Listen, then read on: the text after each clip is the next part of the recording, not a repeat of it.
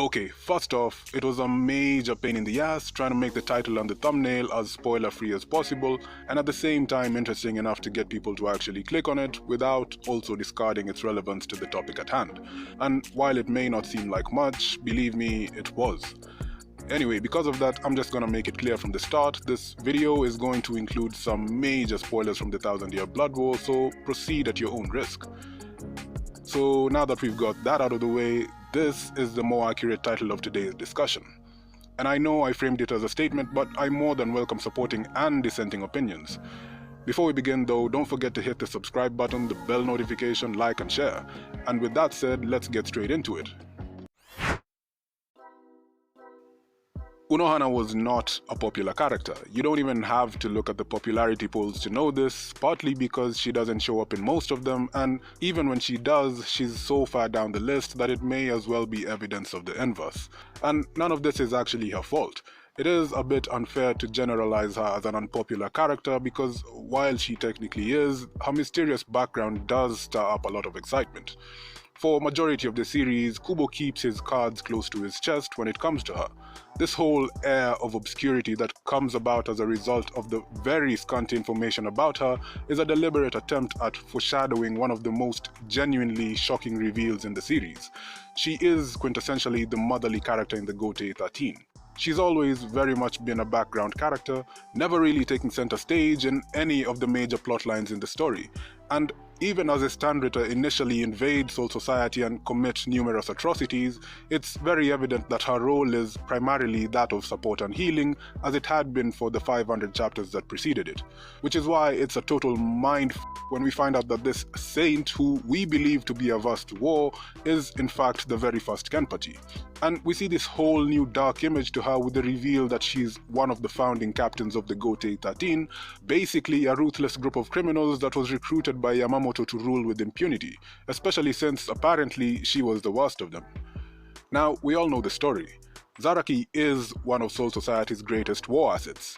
Even the Quincy label him as one of only 5 special war potentials as a testament to his proficiency in battle.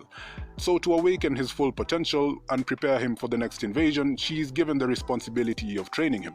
And in order to do this, she has to shed off this warm, motherly mask that she's essentially had on for centuries and awaken the inner demon. This facade that she'd been projecting all along had finally reached its expiry in a battle to the death with Zaraki.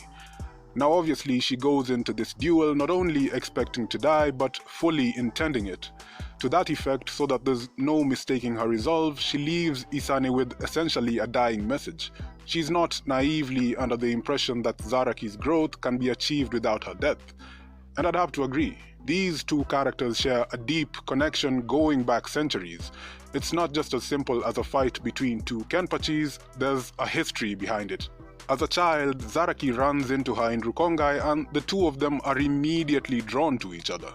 Boasting unparalleled strength, never had either of them encountered an opponent they could consider their equal, not until they met each other. And this rush of exhilaration they experience from essentially their first true duel is immensely cathartic. They are very much kindred spirits in that sense. However, as the battle rages on, it soon becomes apparent that it's not an even match, and unfortunately for Zaraki specifically, it turns out that this momentary bliss is as fleeting as the wind. If things were to continue in the same vein, it was painfully obvious that Unohana would lose her life and he would lose his sparring partner, the only person worthy of being his contemporary and the only one capable of sating his bloodthirst. And in a bid to prolong the status quo, he subconsciously limits his own power, an act that doesn't go unnoticed by Unohana, one that she in fact laments.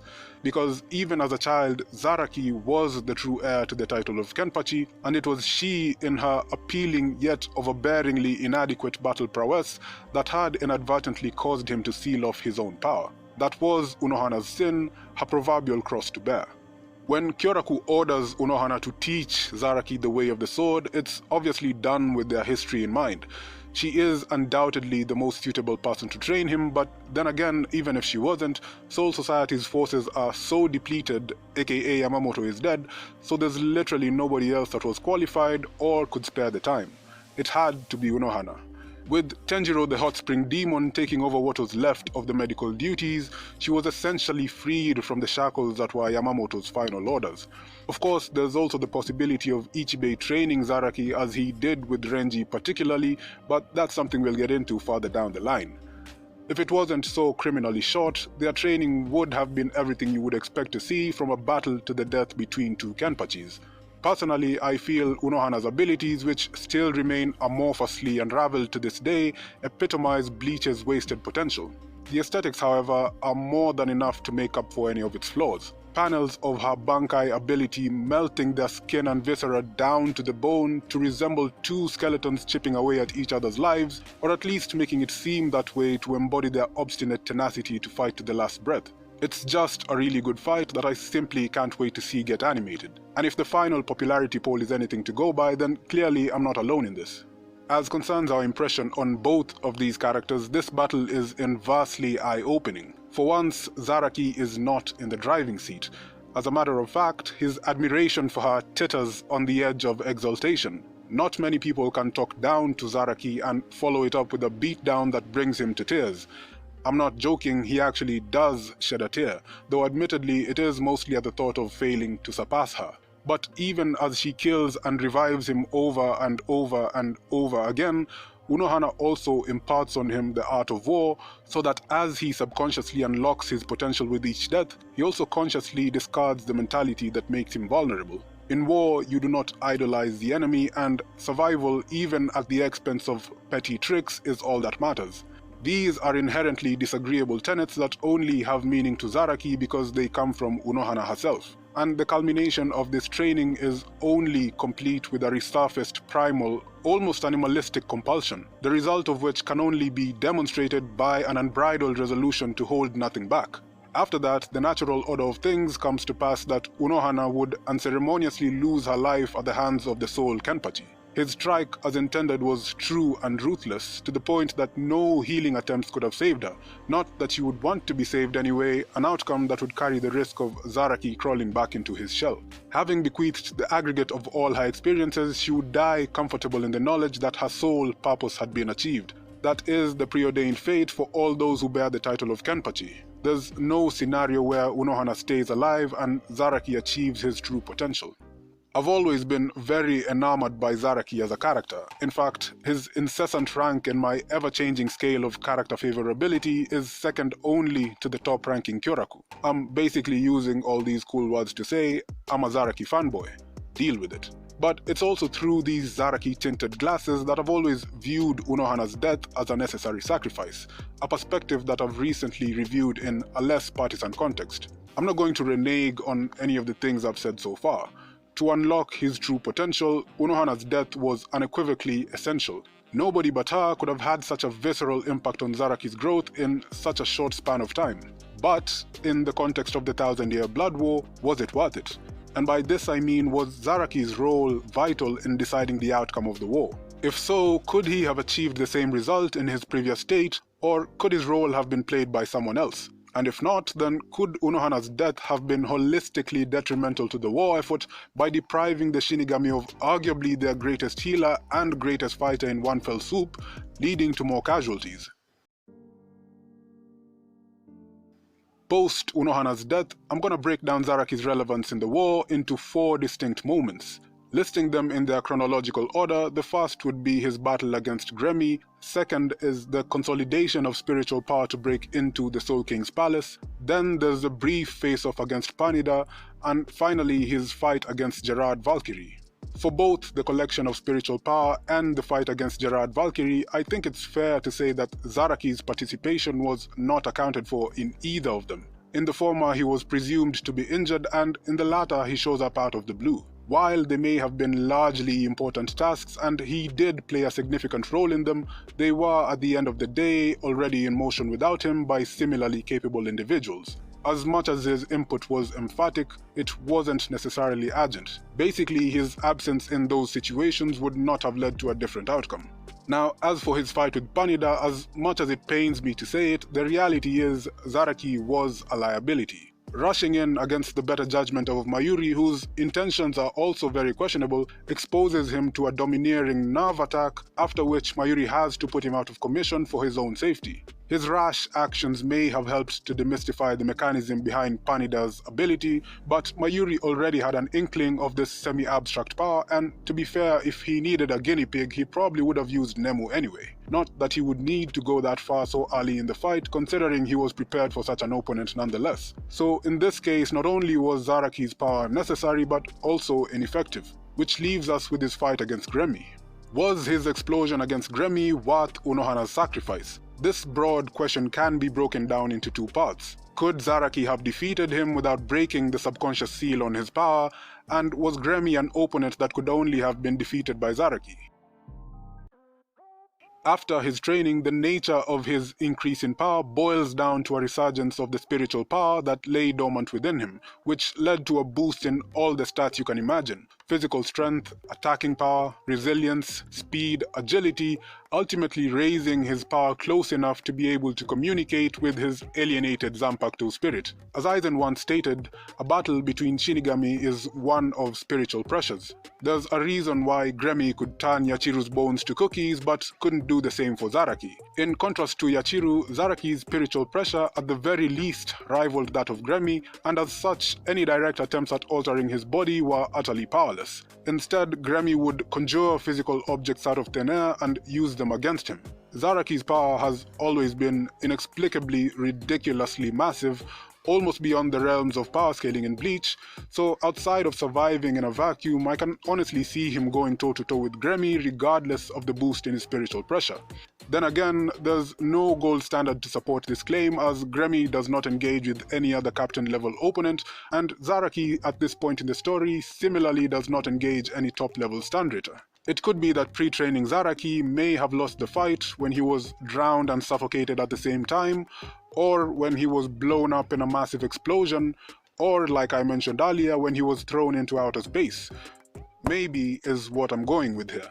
There's no way to determine in no uncertain terms that he would have lost the fight if he hadn't attained the ability to use his Shikai or the spiritual pressure that made it all possible. It should be noted though that during the entirety of the fight, Zaraki was wearing his eye patch, so as much as he takes pride in the act of inheriting the Kenpachi title, defeating Gremmy did not warrant a display of his full power because he was clearly holding back.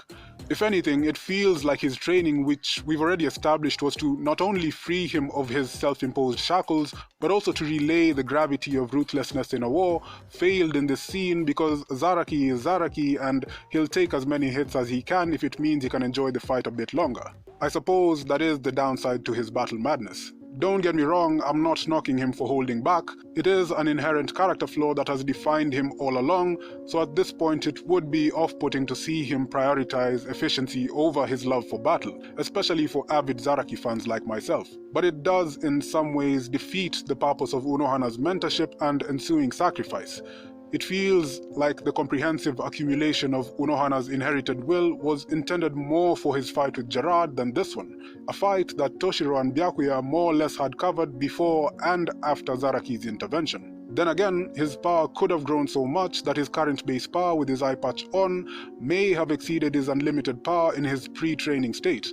We just don't know. Like I said, maybe is the recurrent notion. So in the absence of conclusive evidence, I'll reluctantly give Kubo the benefit of the doubt and work with the assumption that Zaraki's boosted power that he gained from removing his subconscious limits was the only thing that kept him alive until Gremmy's spectacular self-destruction. In other words, he would have been defeated by Gremmy if he hadn't received Unohana's training. An idea that I'm incredibly cynical about, but balance is important in any discussion, so allow me to play devil's advocate.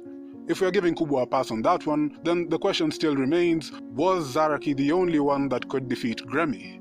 The power of the Visionary was certainly overwhelmingly peerless within the ranks of the Standritter, so much so that Gremmy is estranged as something of a dangerous element even by his own allies. He lauds himself as the strongest Quincy, and within the fan base, there's even some fascinating but unsubstantiated claims that he could be the Soul King's brain. However, his power was not omnipotent. His imagination had its limits, his experience was lacking, and his spiritual pressure, which determined the efficacy of his ability, was at best commensurate with that of a normal captain.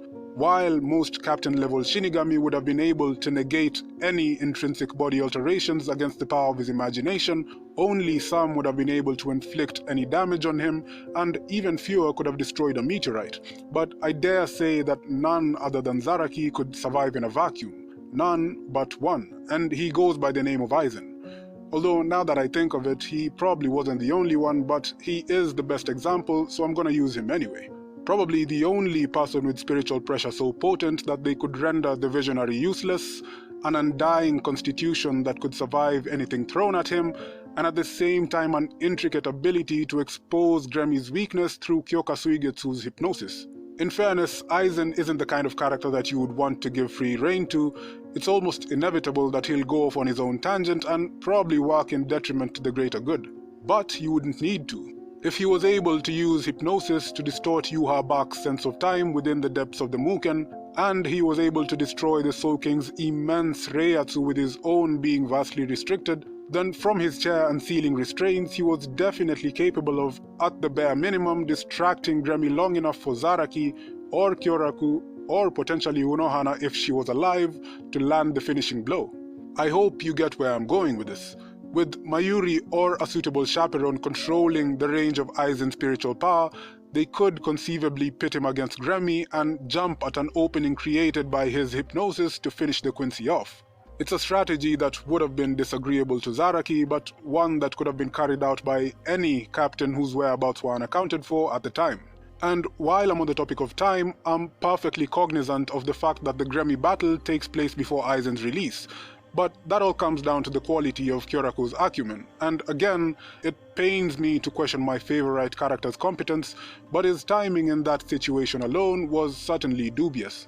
The previous night, Hashwalt retreats after his summons by Yuha Bak, which leaves Kyoraku more than enough time to make an appeal and get permission for the release of Aizen before the appearance of Grammy the very next day. I'm pretty sure bureaucracy is scrapped in times of war. If he was shrewd, that's what he would do.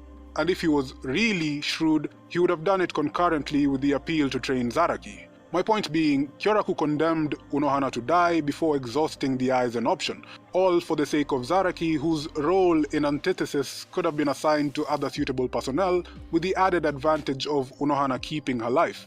Mistakes were made. I suppose it would have made for a less stimulating story, but it was a wiser approach to the war nonetheless. So there you have it. At the cost of sounding redundant, Unohana did not deserve to die. I think at some point in the story, this becomes apparent to Kubo and he attempts to justify, or more to double down, and he goes about it in a very mechanical way. This is the point in the story when Zaraki is ambushed by the female Standritters and everyone, friend and foe alike, converges on him because, according to Shinji, the loss of Zaraki would turn the tide of battle in favor of the Quincy. This is weird because Zaraki doesn't really do anything after this that would expansively influence the direction of the war. Though in fairness to Shinji, he doesn't account for Ichigo when he makes this statement. In hindsight, it feels like Kubo was trying to offset Zaraki's role by playing him up as a symbol of strength for the Shinigami. He'd already done this before by making him a special war potential, but the reason why it comes off as clumsy this time around is because he doesn't really do anything special, and it feels like he's really trying hard to vindicate Unohana's sacrifice. Most of my argument is less bordering and more encroaching into the domain of fanfiction, which is a pretty dangerous thing to do because once you go down that hole, there's no end to the pervasive hypothesis that can be formulated to disparage the masterpiece that we all know and love as Bleach. So let me just make it clear that this is an opinion, one of many, and one inspired by my passion for the series and my adulation for the author that created it. Here's to you, Kubo.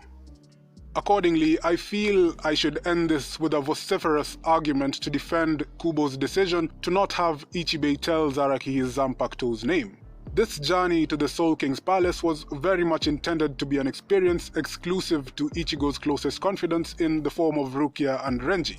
If you watch my Byakuya analysis video, you'll see why his inclusion is more of an exception, as Kubo had to find somewhere to fix him.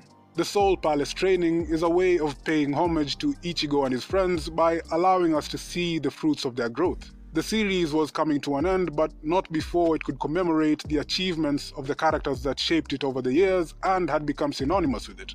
From a conscious standpoint, there's no way Zaraki, or anybody else for that matter, would have been taken up to the Soul King Palace. But even if he had, and Ichibe had told him his Zanpakuto's name, attaining Shikai requires that one is able to connect and communicate with his Zanpakuto in the first place. It works for Renji because his Zanpakuto intentionally gave him a misleading name, but Zaraki wasn't able to hear his own Zanpakuto spirit at all. Even if he did call out its name, it would probably change form, but with none of the power that would have been expected to accompany it. Undoing his mental locks was a rudimentary condition to executing his Shikai and his Bankai. At the risk of coming off as hypocritical, Unohana's death, like that of Yamamoto and Ukitake, was symbolic of the rise of the new age of captains, a bold new group that was far removed from the rigid, archaic values that defined its predecessors, consisting of several vizards, centered around practicality rather than staunch commitment to the rule of law, and led by a sufficiently progressive, experienced and capable leader in Kyoraku. But what do you guys think? Do you agree with my views? If you don't, let me know down in the comments. It's weird that for a discussion about Unohana, I spent most of the time talking about Zaraki, but that's just the nature of things, I guess. This video went on way longer than I expected, so leave a like if you found it interesting. I went through a lot of pain maligning my favorite characters, so I'd very much appreciate it if you could soothe my self-inflicted torture by hitting that subscribe button. Until next time, stay safe. Peace!